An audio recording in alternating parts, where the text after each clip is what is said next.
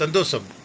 வாழ்க்கையில் ஒவ்வொருவரும் நினைப்பதுண்டு, நமக்கு மட்டும் ஏன் இந்த சோகங்கள் தொடர்கின்றன? கடவுளுக்கு கண் இல்லையா?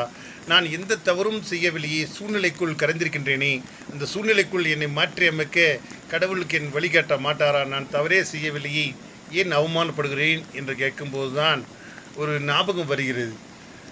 என்னை மட்டும் இப்படி திண்டாட வைக்கிறாயே, இதுவா உன் கருணை? கல் நெஞ்சம் உனது என யோசித்த சூபி சீடனிடம் கனவில் தோன்றிய கடவுள் சொன்னார், ரத்தம் வர வர தோலை கிழித்து தசையை அறுத்து உள்ளிருக்கும் கட்டியை எடுத்தெறிந்து மருத்துவரின் நெஞ்சும் கல் நெஞ்சா என கேட்டார் கடவுள். மேலும் தொடர்ந்த கடவுள், கொஞ்சம் பொறு, அதிக விழிப்புணர்வோடு இரு, திண்டாட்ட காலத்தை தாண்டி விடுவாய், உன் கர்மங்கள் எதிர்மறை நினைவுகள் கரைந்து காணாமல் போக தியானம் செய், கொண்டாட்டம் காலத்தை தொட்டு விடுவாய் என சொன்னார் சீடனிடம் கடவுள். ஆம் நண்பர்களே, இந்த கொண்டாட்டும் காலத்தை நீங்கள் தொட்டு விட உங்களுக்கு பொறுமை தேவை.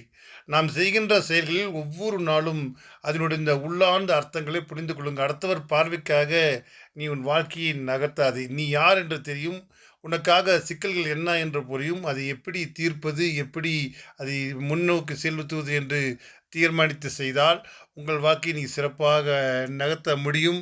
உன்னை நம் புரிந்து கொள்ளலாம். திண்டாட்டத்தையும் கொண்டாட்டமும் மாற்றக்கூடிய ஆற்றல் மிக விரைவில் வரும். அடுத்தவர்கள் ஏன் நம்மை பற்றி பேசுவது, அவர்கள் ஏன் நம்ம பற்றி தெரிவதற்கு அவர்கள் நம்முடைய உள்ளார்ந்த அர்த்தத்தை அவர்களுக்கு புரிவதற்கின்ற நேரமில்லை. நம்முடைய அந்த சிக்கலில் தான் நம்மளை தவறான எடை போடுகிறார்கள். அந்த எல்லையை கடந்து நம்முடைய அந்த கொண்டாட்டத்தை உணரக்கூடிய சக்தியை உணருங்கள். நிச்சயமாக ஒரு காலகட்டத்தில் அப்பொழுது புரிந்து கொள்வார்கள் நம்முடைய நிலை என்னவென்று. இதையெல்லாம் புரிந்து கொண்டு வாழ்க்கை நகர்த்தினால் வாழ்க்கை சிறப்பாக இருக்கும். நாமும் அதை தாண்டி எதிர்காலத்தை கொண்டாட்டத்தை திண்டாட்டத்தையும் கொண்டாட்டியாக மாற்றக்கூட முடியும் என்பதை பகிர்ந்து கொள்ள ஆசைப்படுகிறேன். சந்தோஷம். வாழ்க வளமுடன்.